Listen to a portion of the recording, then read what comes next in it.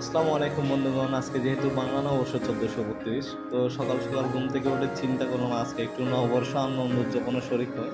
তো যেই কথা সেই কাজ, সকাল সকাল বাগ্নে বাগ্নে আর বোনকে নিয়ে চলে আসলাম আমাদের চট্টগ্রামের সিআরবি সিরিজতলায়। আসা মাত্র রোলিং আইসক্রিম দেখা মাত্র সাথে সাথে দাঁড়িয়ে গেলাম রোলিং আইসক্রিম খাওয়ার জন্য।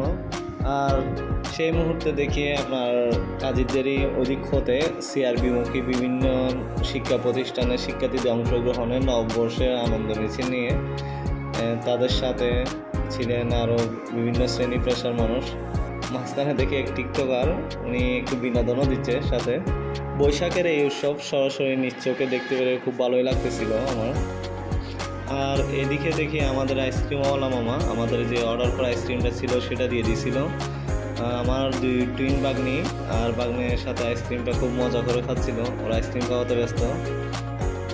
আইসক্রিম খাওয়া শেষ করে আমার বোন, বাগনি আর আমি সহ আবার যাত্রা শুরু করলাম আপনার মেলা দেখার জন্য। আর রাস্তার হাঁটতে হাঁটতে দেখি এখানে কিছু সংখ্যক তরুণ শিল্পী যারা নববর্ষ আনন্দ উদযাপনে রাস্তায় বসে বিভিন্ন ধরনের গান সঙ্গীত করতেছেন।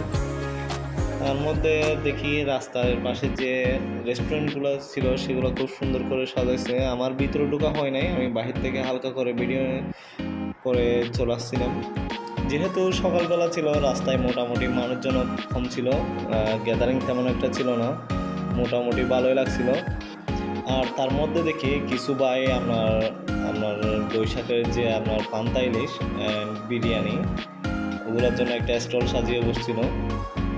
আমি ওদের কাছে দেখতে চাইছিলাম আর বিরিয়ানি আর ইলিশটা কেমন করে ওরা রান্না করছিল।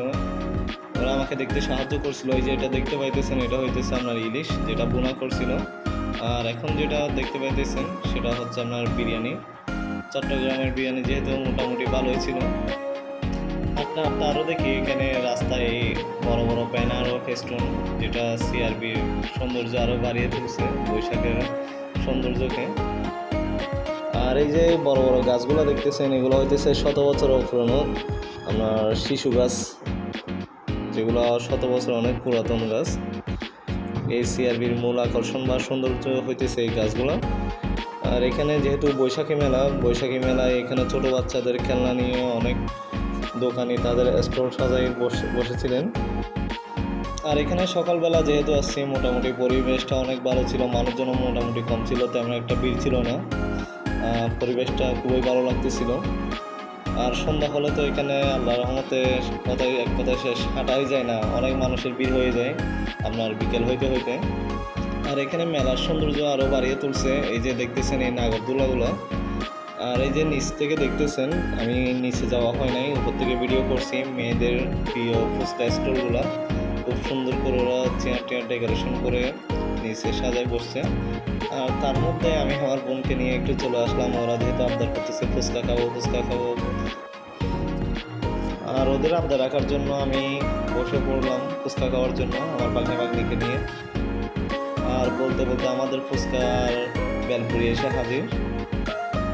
এই যে দেখতেছেন আমার বোন আর বাগনি ওরা ফুচকা খাওয়া নিয়ে ব্যস্ত। আর ফুচকাওয়ালা মামা যেহেতু আমার পূর্ব পরিচিত ছিল, তার জন্য মামা আমার বাগনিকে 3টা পাইনাপেল বিস্কুট গিফট করছিলেন, যার জন্য মামাও খুশি, আমিও খুশি, আমার বোনও খুশি। আর ফুচকা খাওয়া দাওয়া শেষ করে রাস্তায় হাঁটতে দেখি এক মামা বিভিন্ন রকমের কাঁচা ফল ফ্রুটের সংমিশ্রণে ভর্তার কিমা বানাচ্ছেন। তো আমিও আর লোভ সামলাইতে পারলাম না, মামাকে বলছি মামার দাওলার আড্ডি ছাড়া। মামাও দিয়ে দিল, আমিও খাইতে শুরু করলাম। একটু পিছনে ফিরতে দেখি ওমা এই কি প্রেম, পিওর ট্রু লাভ। আর ওদের এই ট্রু লাভ দেখে আমার বান্ধবী শুরু করে দিয়েছিল একটা মাথা ঘোরা একটা নাচ, যেটা দেখে আমার নিজের মাথায় ঘুরতেছিল। তো সবাইকে নববর্ষ শুভেচ্ছা, ভালো থাকবেন, সুস্থ থাকবেন। ধন্যবাদ সবাইকে। এই পর্যন্ত আজকে, আল্লাহ হাফেজ।